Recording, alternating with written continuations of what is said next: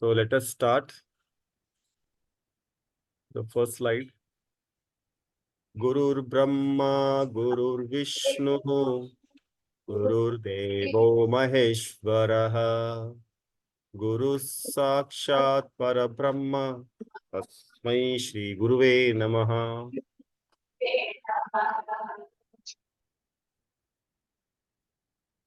Okay.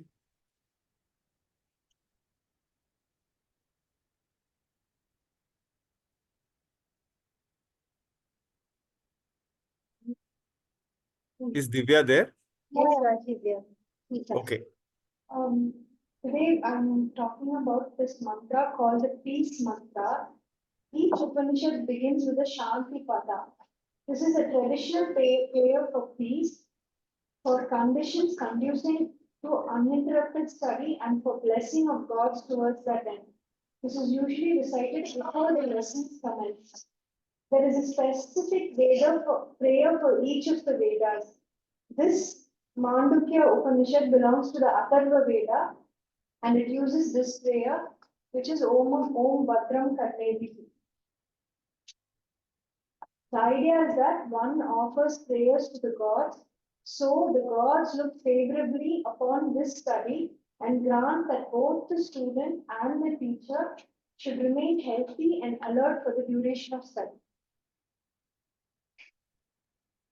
Om Bhadram Karnevihi Shunuyama Devaha Bhadram Pashyemakshaviryajatraha Vilairangaistustuvadam Sastunubihi Yashemadevahitam Yadayuhu Sastina Indro Vridashavaha Sastina Pushpusha Vishwavedaha Sastinastakshadyo Arishtani Sastino Brihaspatirdhatu Om Shanti Shanti Shanti.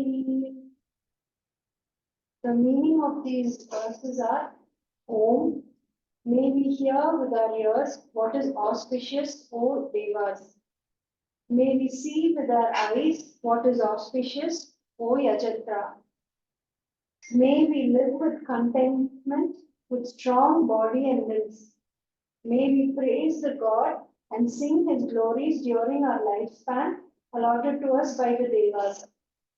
May Lord Indra of great fame increase our well-being and prosperity. May Lord Kusha, who is all-knowing, bless us with well-being and prosperity. May Lord Takshas Satya or Garuda, who is the protector, bless us with well-being and prosperity. May Lord Brihaspati also bless us with well-being and prosperity. Om, peace, peace, peace. Shanti, Shanti, Shanti. Sir has already discussed. I just thought I'll go through it again.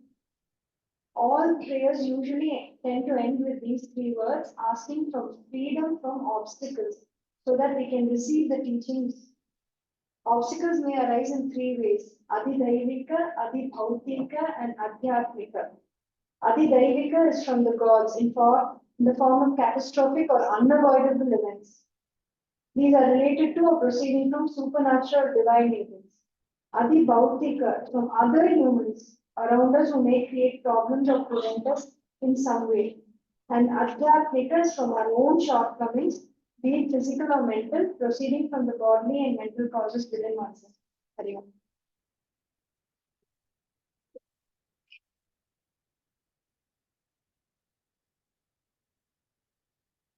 Sir? Yeah, thank you very much. It's beautiful mantra and one of the Shanti Patas, as you mentioned, Atharvana Veda. So we have done last time Yajur Veda. Sorry, I think Yajur Veda. And we also have seen the three Shanti Patas now. We will see what mantras should be taken next and who will present it. Let us go to the today's class.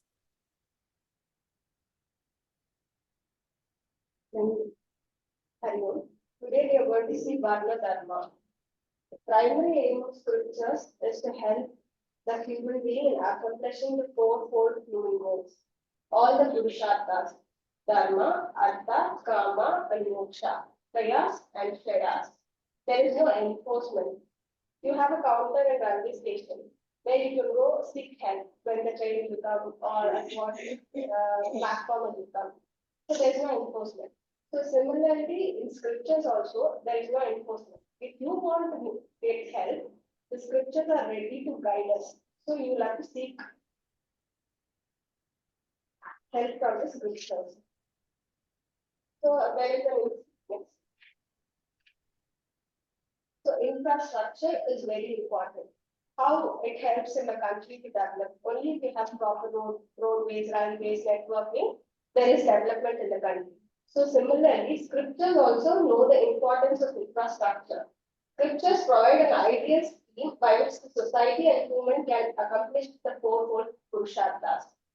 Vedas keep in mind both material and spiritual benefits. So, in Western society, they are helping in providing the infrastructure only for material success. Material success alone is worthless without spiritual success. Material success should be balanced and complemented by spiritual success. Brahadanyayaka Upanishad says, a truly successful person is one who has discovered his true spiritual nature. So by the end, your spiritual nature is more important.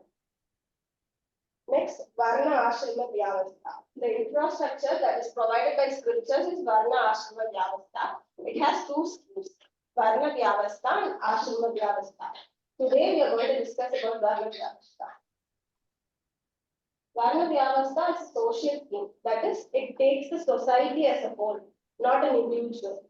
So it helps in the development, upliftment, growth, and prosperity of the whole society. Ashrama Vyavastha is individual scheme. So it takes a particular individual and guides in the growth and prosperity of the particular individual. Both the society as a whole and individuals also must be taken into account because all the individuals only form the society as a whole. Varna Vyavastha. It is a social scheme in which the society is broadly classified into four groups known as Varna Vivaha. So the society is divided into Varna, Brahmana Varna, Kshatriya Varna, Vaishya Varna, and Sudra Varna.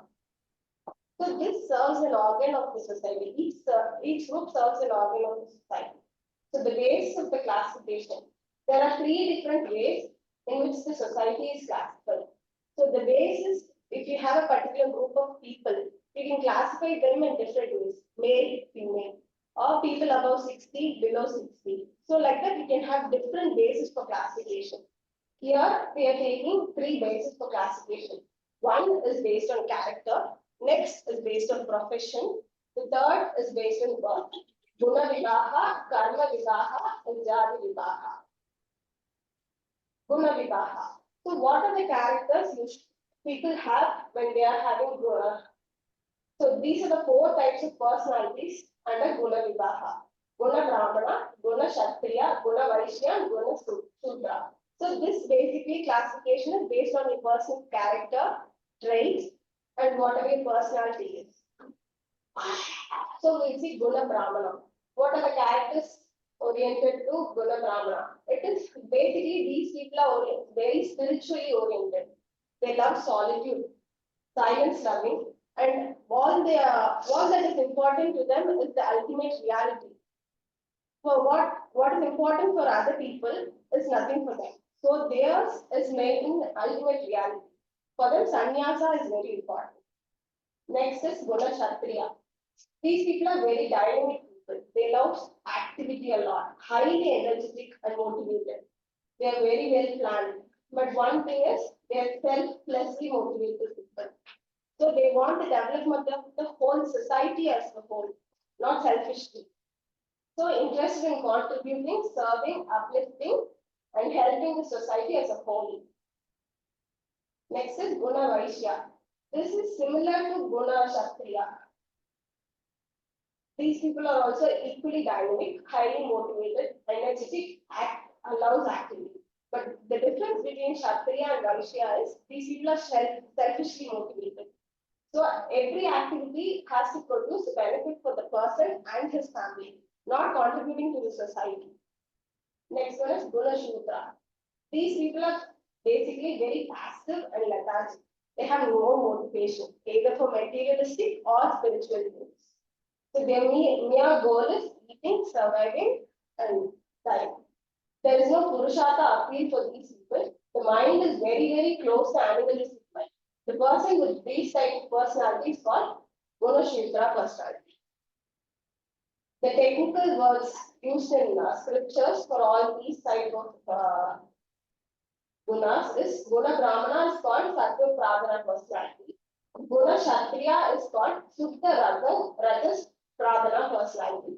Rajas is very active in nature, and Suttas, their activity is very noble.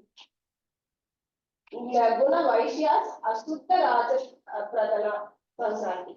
They are dynamic, active, and motivated, but Ashuddha means total selfishness. So their activities for their own selfishness, not for the society. Guna Sudras, Samapradana personality. The next we are going to see Karma Vibhaga, second type of classification. They have the four Varnas: Karma Brahmana, Karma Kshatriya, Karma Vaishya, and Karma Sutra. Often these are overlapping. Each work is important for the growth of society. Everybody is important. Karma Brahmana. These people are mainly involved in spiritual learning and teaching.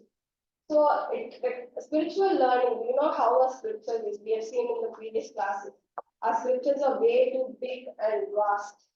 So, it requires a lot of specialization and dedication to read the scriptures. And very extensive and intensive. Extensive is very vast in reading. Intensive, we have a lot of commentaries for each books. We have sub-commentaries, subset commentaries. So, we need to involve completely and read everything. So all these are in Sanskrit.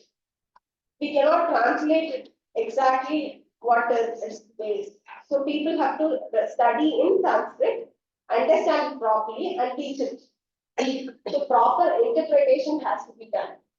And even with proper interpretation, they have to teach the basics to the society.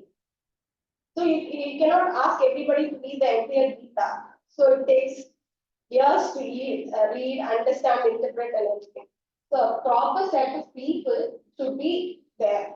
So those people will read, interpret, and teach what is necessary for the society, the basics. How we have doctors, lawyers, and everything. So a few people can learn to know just the CPR. So that is how scriptural learning is. A few people that should be dedicated to understand it and teach it to the society. Nowadays, it is neglected a lot. It is not given more importance. The next comment is Karma Kshatriya. It is very well respected nowadays. This is basically all the public services. Maintaining law and order, how army people are there, policemen, all the other category that helps in maintaining peace in the society. All these comes under this one. All the activities which are meant for providing a peaceful atmosphere for the citizens versus their goals. Olden days, it was Raja's job. Now it is by public service. Next is Karma Vaishya. All commercial activities, all kinds of business and trade come under this. All such activities are required for equal distribution and sharing of wealth for the requirement of the society. Karma Shudra. These people are unskilled and semi-skilled labor. They don't have their own independent thinking. So they do service to the other three Varnas. So Karma Vaishya, Karma Kshatriya, and Karma Brahmana. Jati Vibhaga. The next kind of classification is based on birth. This is purely based on birth. In Sanskrit, birth is called Jati, and Jati means Janma. So if you're born in a Brahmin family, you're a Jati Brahmana. So in a Kshatriya family, you're a Kshatriya. So similarly for all the other classifications. So these are the classifications. These are the norms based on your guna, jati, and karma. The society is classified. So a person if you're born in a Brahmin family, it doesn't mean your karma and guna should be a Brahmana. So a person can be based in all three varnas, guna, karma, and jati. So a person being born in a Brahmin family, if he becomes an MLA, so he is karma kshatriya. So now if he is utilizing it to amass wealth for his own purpose, so he becomes a guna vaishya. So that is the. Now, do we have gradation in Varnas? That is inferiority and superiority complex. So in Sanskrit, it is called as Taratamyam. In Jadi Vivaha, all the four classifications are equal by birth. Even if you're born in a Brahmin family or any family, you're all equal. So Jadi Taha Sarve Abhisamaya. Nobody should claim superiority from the standpoint of Jadi. All are equal. So by birth, all are equal. Karma Vivaha. All are equal based on profession also. So here we have Purushottam mantra. So based on that, the Brahmins are considered as the head part of the god. The Kshatriyas are considered as the shoulders and arms, Vaishyas as the thighs, and Shudras as the feet. So just because they are in the different parts of the god, you cannot grade them. So even the feet of the god is equally important as the head. So all are equal based on profession also. Next we have Guna. In Guna Vivaha, there is gradation. Guna Brahmana is very closer to God, and Guna Shudra is very closer to animals. So we have to accomplish a character-wise superiority. So all of us have to inbuild reach the attain the Guna Brahmana character. So that is the statement. So example, we have Prahlada. So Prahlada is born in a Asura family. Asura. So he was a son of Rakshasa family, Hiranyakasipu, but he was an ardent devotee of Lord Vishnu. And though his father was killed by Narasimha, Prahlada is remembered before Narada. So that is what is important. Though by birth he is a Rakshasa, because of his character, he is worshipped before Narada. So that is what it is. Next, do we have choice? So in Jadi Vivaha, we don't have a choice in this birth because we are already taken birth, so we don't have a choice. But by choosing our proper lifestyle, we do have a choice of choosing the birth in next life. Dharma Vivaha, we have a choice. So a profession we can choose based on a character. So that is what is the first option which scriptures give for us. So if you are based on a character, you choose a profession. If you're not very confident about your character, the next option, best option is a family or heredity based profession. So in that case, you will get assistance from your family. So basically, our culture was heredity based profession. Now only it's changing to Swapaha. Money based profession is the least priority because once money plays a role, corruption is there. So nothing will be there.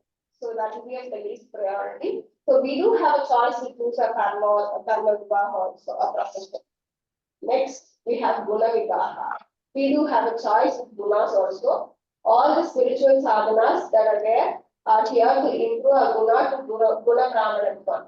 Ultimately, we should all become guna brahmanas. You can choose your dharma, your birth. That is not right now. Partially, you can choose your next birth. You can choose a profession. You can choose a character. But the choice of character is ultimately important. This is Varna Vyavastha. The next chapter is Ashrama Vyavastha. Thank you. Excellent. Very well explained. Just let me make it practically. Can you hear? Yes, sir. So let us take it practically because, as she said, our goal is guna brahmana. We may not be born in brahmana family, but what is a brahmana who is understanding this Brahma Vidya, who is keeping in his mind always anchored to it, and who helps in spreading the knowledge to others? That is a guna brahmana. But now if you ask me, as a child, You can't be a Guna Brahmana. He will be like a more of a Shudra, because he is going to be growing. So he will be more personality, will be like a Shudra. And slowly, as a personally, he will develop, professionally, he will develop. In adulthood, he will be seeing that he will safeguard his personality, his personal life, and family. So he becomes a Kshatriya or a Vaishya. Then in Vanaprastha ashram, I'm just mixing the two things, this vibhaga of the jati, all that, and next topic, I'm mixing it.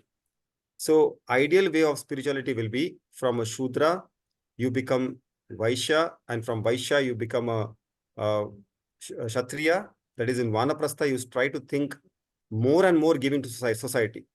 Rather than only amassing wealth, you start giving to society back. And finally, you become a sannyasi.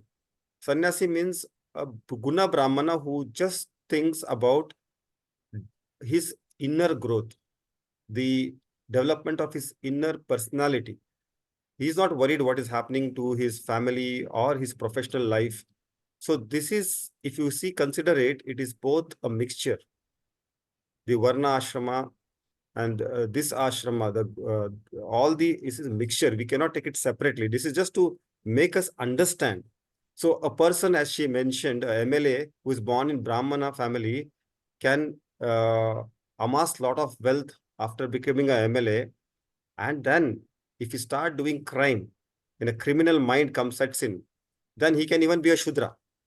But we have to turn this ladder upside down, and we start, whatever we are, if you're lazy, Shudra, you become an active person. First, you can be active for yourself, your family. No harm in that. Slowly and gently, you move to being more helpful to society. Whatever you know, whatever you have, you distribute it in a right way. And finally, give up everything and just goal, the goal of Shreyas, because we all are involved in prayers, a lot of prayatna by Artha, Kama, Dharma. So final goal of all the human being should be moksha. So this is the understanding of the scriptures. Let us see now the Varna Dharma Ashram. No, we just finished Varna Dharma. Now this. Oh, sorry, Ashrama Dharma. Ashrama Dharma. So 1 second, I have a doubt. Yes. So you said the Brahmin is the head, the Shudra is the leg. Why didn't I understand that? Yeah, that is just to symbolically. Also, that is a good point. Yeah. So even a God, we are all part of God. Maybe whatever you are, Shudra, Vaishya, mentally, physically, whatever way, we are made from God. And so when we ideal worship, we are generally believing idol worship. So generally what it is said, that the mind, whose mind is thinking, that is part of that idol is God, that is Brahmana. Shoulders, that will help to do work, Kshatriya. Vaishya, they are having the lower part, gastrointestinal system. So they will sustain the society. And finally, the lower part, the legs, that is Shudra, because the people who can really do work on the ground. Now, one more important thing in this, when you go to see a Lord in ideal way, worship, what do? You don't go and touch the head of the God. You actually do Pada Puja. So actually seeing the Shudras are actually worshipped. If you see the worship of God, idol worship, the legs are worshipped. No one goes and touches the shoulder or thigh or abdomen of God. It is the legs. So everything is important. It is just the equality. Without the leg, but you can't without the leg. It is the equality. The idol is here. Equality in the Varna ashram. We should not differentiate between all these four ashramas. Only thing is we have to move from lower to higher. Am I clear? Your doubt is answered. Kind of. Okay. Let us move to ashrama. Sir, can we move to the next? Yes, you move. Yeah. Today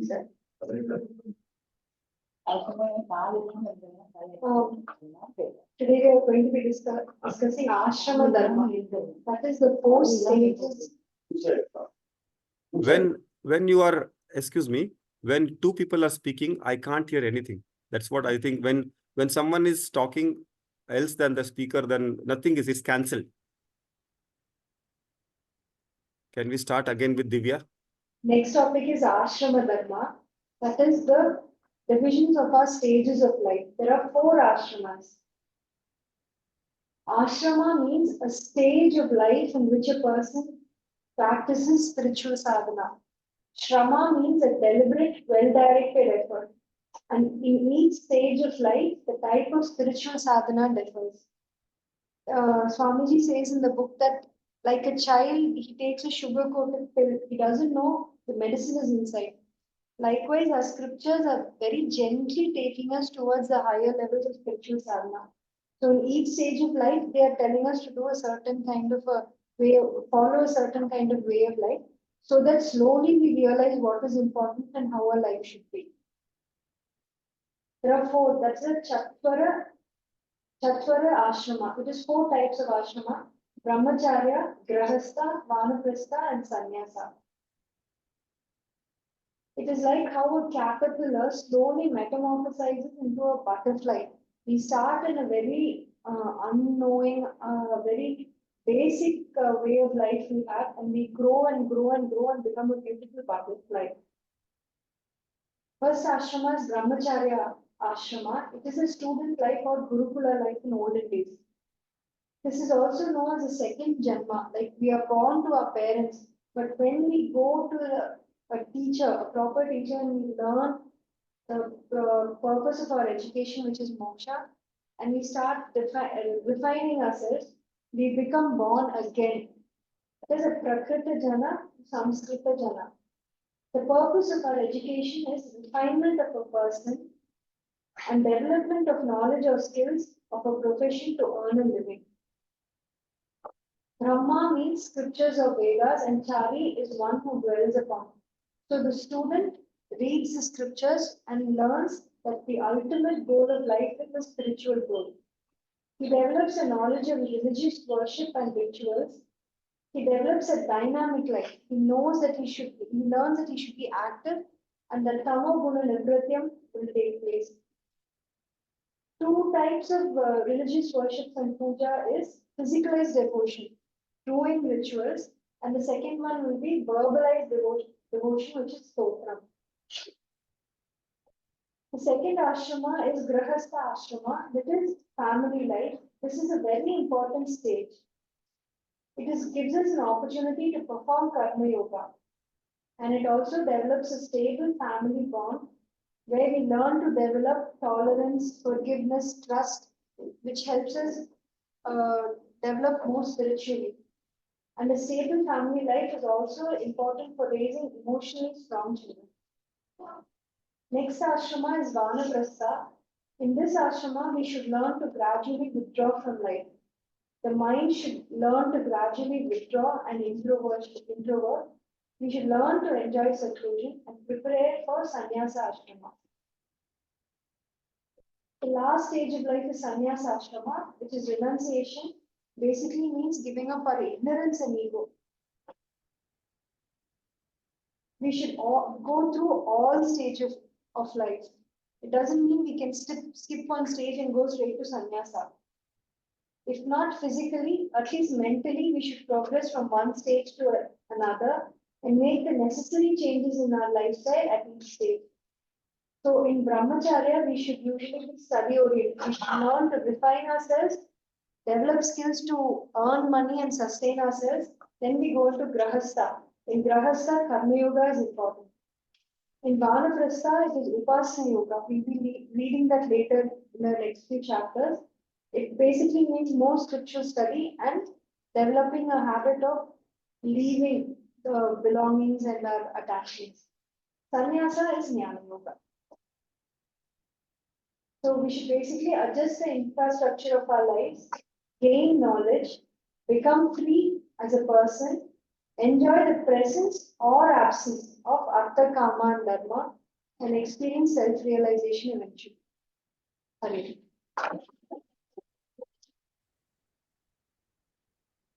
Excellent. So I think this we have been dealing from long time. If I remember, some part was presented by our sir also, Varna, Ashrama, Grasta, everything. The only understanding is we have to climb the ladder. We may be any stage here, we don't know. But let us climb the ladder, and you do not become a sannyasi after whatever old age.